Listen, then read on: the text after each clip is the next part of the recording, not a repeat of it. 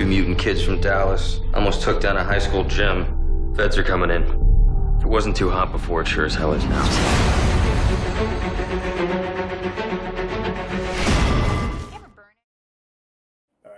Thank you for joining us for another TV Lingo discussion. I'm Eddie Lingo. And I'm Manny. And today we're doing something new as we introduce this TV Lingo channel. We're going to start talking about TV series as a whole, but we're breaking it down.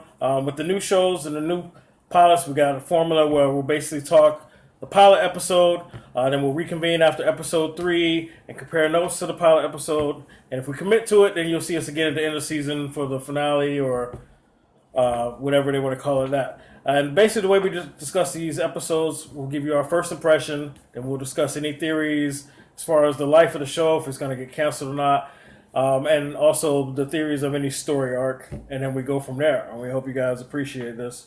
And also want to say it's good to have Manny, good to have you back on. It's been a minute, you know, always good to have all the Movie Lingo, TV Lingo crew back on.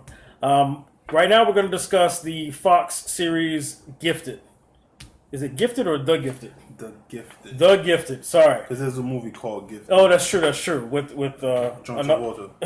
What's that show? A few different Gifteds. I just thought of one that came out recently with, but I'm not gonna say his name. Anyway, so Manny, tell me your first impression. Well, before we get into first impression, tell us what The Gifted is about, please. Well, basically, it's like this right now. The X-Men, the Brotherhood. They're nowhere to be found, and you have the Sentinel Corporation. They're basically hunting mutants, and you have this family. The dad, he's a prosecutor, and ends up one of his kids being a mutant. Both of them. Yeah, both of them. Come to find out, the daughter was a mutant since for 3 years. 3 years. She never told him.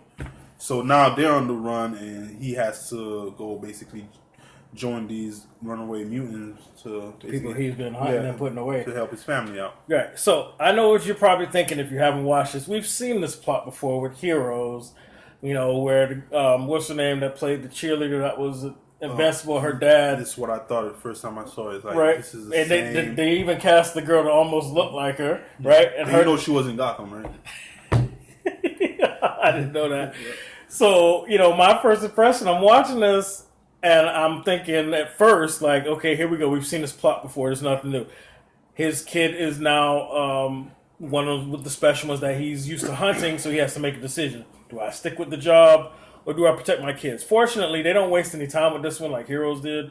They get right to it where he makes the choice that his kids come first. And now he has to try and work with the people, like you said, that he's been hunting the whole time to try and hide them. Now, this show... Overall, my first impression once I actually watched it was that it wasn't bad. It wasn't bad.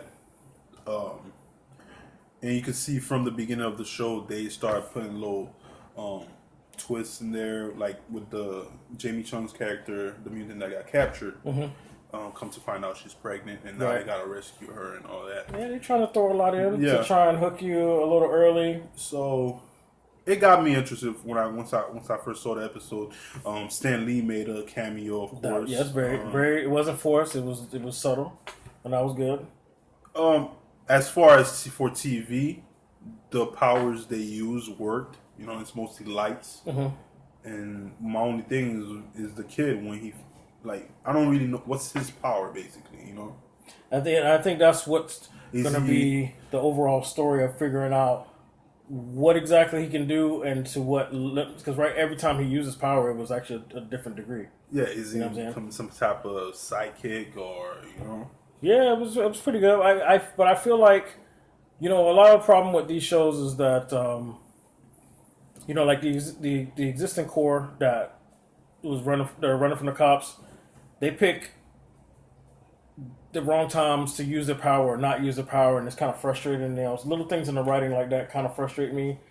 You know, I feel like that they should not let everyday police officers be as much of a problem. I understand the Sentinel Corps with their technology and their understanding of mutants being more of a factor, but one of the things that did bother me about this is how the everyday police officers were being overwhelming to them, and they have their powers, you know, and they should have been more effective. And I feel like they were just trying to force opportunities in the story, like for that girl's character to get caught.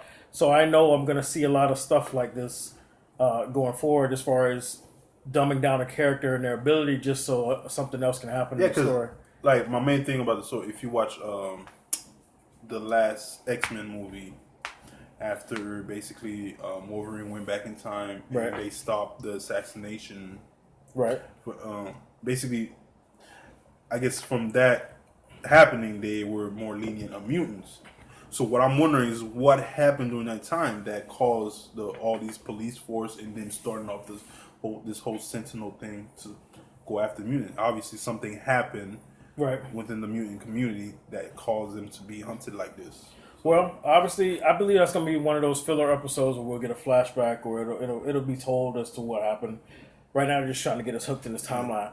But as far as this show, on to the next point, as far as the life of the show, do you feel like this series is going to make it? It's X-Men, also, it's one of Fox's biggest commodity. True.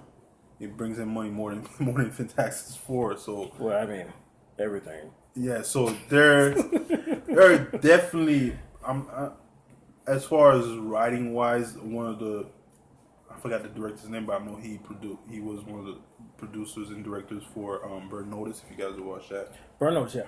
So I'm pretty sure they're gonna put a lot of money towards that, and it's more of a family movie. Mm-hmm. So that aspect alone is gonna bring a lot of people in to watch it. The family on the run type thing. Yeah. So you think this series is definitely gonna go full season? It's gonna go probably longer than Inhumans. Inhumans for sure. Yeah. One thing about the family, I don't know if you read the comic. The family's last name. Okay. I didn't. Their last name, if you Baron von Strucker. Okay. He's a Nazi. Mm. He works for Hydra, so I'm wondering if the family somehow related to him. But Fox and ABC not sharing notes on how to make TV shows. They just keeping those universes separate. And Hydra is all over the ABC shows, Agents of S.H.I.E.L.D. and stuff. I doubt they're going to come into that Fox universe. I don't know if they share the Hydra or not, but I doubt it. But I mean, that would be interesting to see. If they do start actually fully incorporating more of the Marvel universe. Because right now, for people that don't know, these series are their own universe, but true. They are sharing the same universe, even though they're keeping them separate. But, we'll see. As far as any overall story arc theories, any predictions? I know, we questioned about the kid's power or whatever, but any other predictions overall story arc?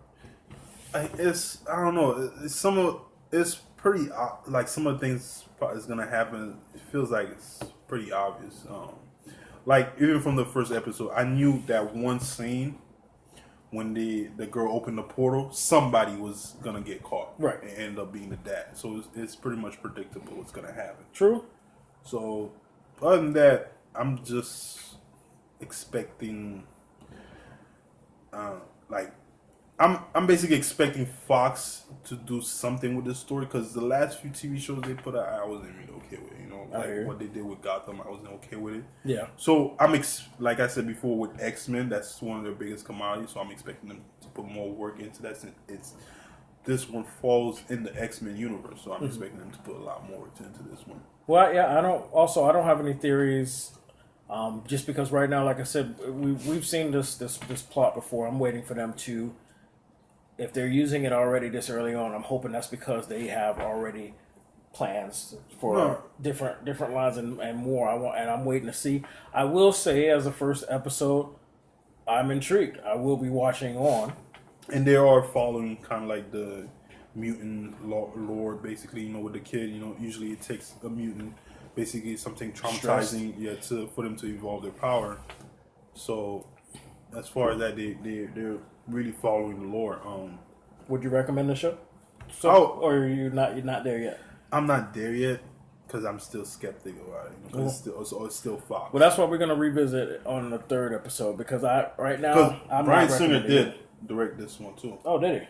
So we'll see. We'll see. Because usually when it comes to the director, they usually do like the first two episodes. Get it off the ground and then hand it off. Hand it off. So which Inhumans weren't smart enough to do that. But anyway, so throwing shots at you. Yeah, you know, they you're right. They normally try a little harder to hook you with the pilot, and then they hand it off. Same thing with the writers. Not all the writers involved, not always involved. After the first couple of episodes, to kind of just like create that Bible and hand it off. Well, I think we should leave it there. We will, after the third episode, have this discussion again, and then see if we're fully ready to commit. That's the process I like to do. Pilot, or even with the existing series, you know, which we will do more, but right now we're focusing on the new shows. First episode, by the third episode, I will know for sure if I'm committed or if I'm going to quit, and then after that, we won't talk about it again until the end of the season. All right, so I want to thank you, Manny, for joining me. Definitely. It's good to be back for another TV Lingo discussion. I'm Eddie Lingo. And I'm Manny. And we'll see you on the next one. All right. This is a burden, yes, but it's also a gift. You ever burn anyone with that? Uh-huh. What about your girlfriend? You ever burn her? Yeah. She doesn't care. That's why she's my girlfriend. Kinky.